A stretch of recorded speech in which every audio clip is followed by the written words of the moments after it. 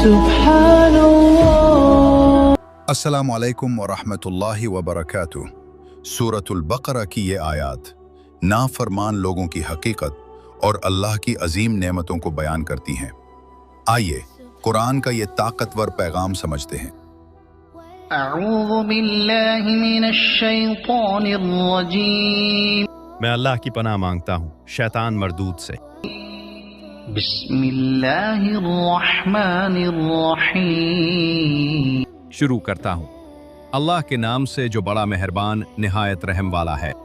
الذين ينقضون عهد الله من بعد ميثاقه ويقطعون ما أمر الله به أن يوصل ويفسدون في الأرض أولئك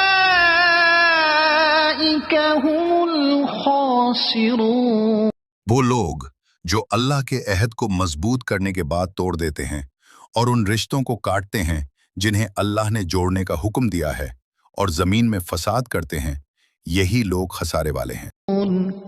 كيف تكفرون بالله وكنتم أمواتا فأحياكم ثم يميتكم ثم يحييكم ثم إليه ترجعون۔ तुम अल्लाह का इनकार कैसे करते हो हालांकि तुम मुर्दा थे, फिर उसने तुम्हें जिंदगी दी, फिर वो तुम्हें मौत देगा, फिर दोबारा जिंदा करेगा, फिर तुम उसी की तरफ लौटाए जाओगे। هو الذي خلق لكم ما في الأرض جميعا ثم استوى إلى السماء فسواهن سبع سماوات وهو بكل شيء عليم۔